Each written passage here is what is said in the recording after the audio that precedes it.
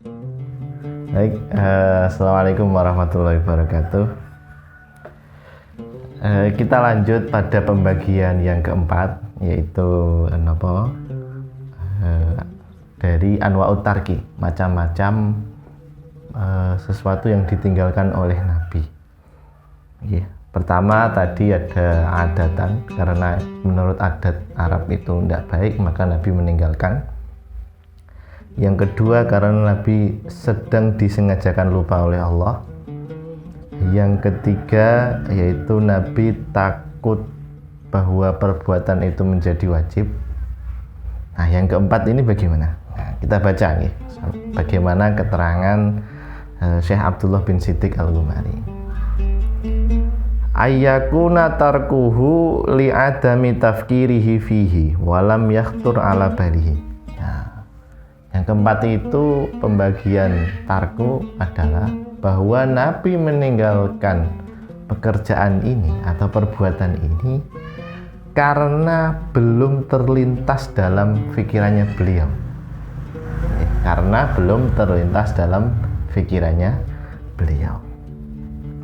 Dikisahkan di sini karena sallallahu alaihi wasallam yakhtubul jumu'ata ila jil'in nafatin walam yufakir fi amali kursiyin yakumu alaihi sa'atal khutbah. Jadi dulu niku ceritanya Nabi kalau sedang khutbah Jumat di Masjid Nabawi itu tidak menggunakan kursi. Jadi dulu itu masih duduk di pelepah kurma. Nah, duduk di pelepah kurma dan posisinya setara dengan para sahabat gitu. Nah, belum ada terlintas dalam pikiran beliau untuk membuat kursi, yang mana kalau duduk di kursi itu kan paling tidak ada jarak agar supaya yang di belakang bisa melihat beliau, ada jarak, derajat ya, derajat agar yang di belakang melihat beliau. Falam maktaraha alaihi amalu mimbarin yaktubu alaihi wa faqah wa aqarrahu li annahu ablagu fil isma. Nah, kemudian ada sahabat nih yang ngusul pada Nabi. Jadi Nabi kira-kira mungkin lebih baiknya jenengan pakai kursi ketika sedang khutbah. Dan ini disebutkan sebagai atau dikenal sebagai mimbar khutbah. Nah, Nabi kemudian wafaqa wa aqarrahu. Nabi setuju dan menetapkan, akhirnya ya seperti yang sudah terjadi di dunia Islam pada umumnya, ketika khutbah ya ada kursi atau mimbar. Alasannya sederhana, li'annahu ablagu fil isma, karena itu lebih memudahkan dalam pendengaran. Yaitu ketika Nabi agak ke atas sedikit, itu kan khutbahnya bisa terdengar pada jamaah yang paling belakang. Nah, ini yang keempat. Bahkan ini kan malahan hukumnya sunnah. Nabi tidak melakukan hal itu karena belum ada terlintas dalam pikiran beliau. Kalau sesuatu ini baik, malahan beliau menyetujui. Makanya kalau yang khusus kasus ini, tarku malahan menjadi sunnah karena meninggalkan kebiasaan lama, yaitu duduk di pelepah kurma, kemudian diganti dengan usulan sahabat yang baru, yaitu duduk di atas kursi atau mimbar. Yang kelima, ayyakuna tarkuhu lidukhulihi fi umumi ayatin au ahadisah katarkihi sholatat duha. Katarkihi sholatat duha. Nah, yang kelima niku pembagian kelima, Nabi meninggalkan pekerjaan ini, perbuatan ini karena sudah masuk pada makna umum ayat itu. Contohnya sholat duha. Sholat duha itu salah satu sholat nih, yang dia sunnah, tapi ada batasannya. Ada batasannya, yaitu maksimal 8, tidak boleh lebih. Kalau lebih malahan menjadi makruh. Dan ini sengaja beliau meninggalkan hal itu ya karena supaya tahu bahwa ada batasan terhadap sholat duha. Sholat duha itu maksimal 8. Ya.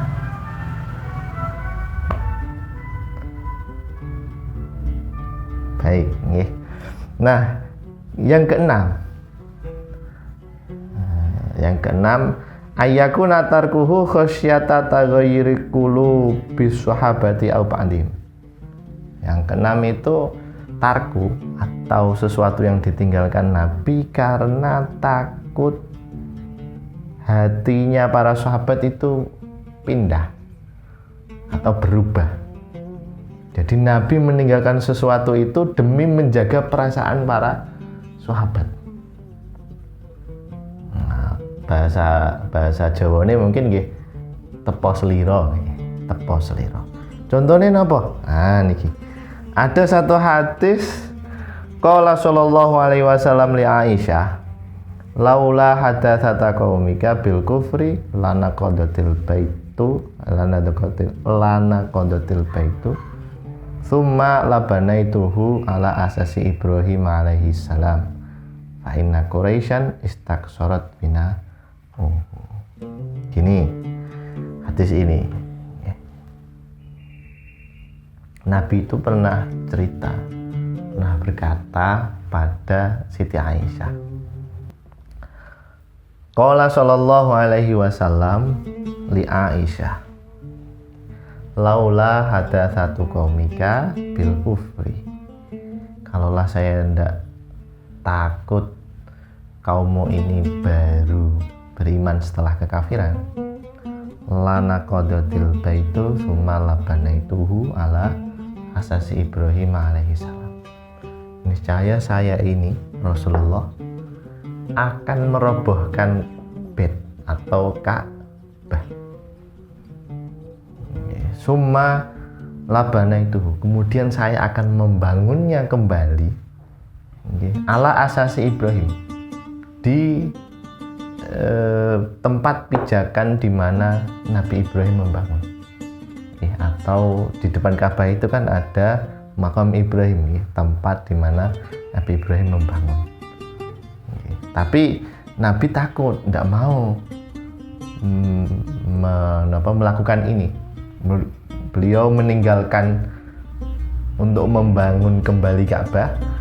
Alasannya sederhana, bahwa saat itu para sahabat baru masuk Islam.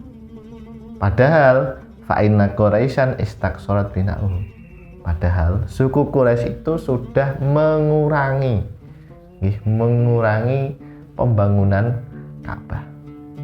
Jadi Ka'bah itu kan 4 ya, sisinya 4 ya ini ya. Tapi sebenarnya aslinya Ka'bah itu yang dihijir Ismail itu juga termasuk di dalam Ka'bah.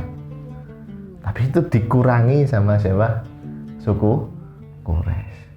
Nah, pada saat Nabi ini semuanya sudah masuk Islam, Fathu Mekah saat itu, tapi beliau menjaga tepo seliro keimanan para sahabat untuk tidak membangun Ka'bah kembali. Beliau tidak membangun kembali itu kan termasuk tarku atau ditinggalkan. Itu bagian yang ke-6. Setelah kita mengetahui beberapa hadis dan macam dari tarku, utamanya yang terakhir tadi bahwa Nabi meninggalkan untuk tidak membangun Ka'bah kembali demi menjaga toleransi. Berikutlah yang sudah dijelaskan oleh Syekh Abdullah bin Siddiq Al-Ghumari dalam kitabnya Husnul Tafahum wa Dark li Mas'alatit tarik. Aku qouli hadza wa astaghfirullahi wa lakum. Assalamualaikum warahmatullahi wabarakatuh.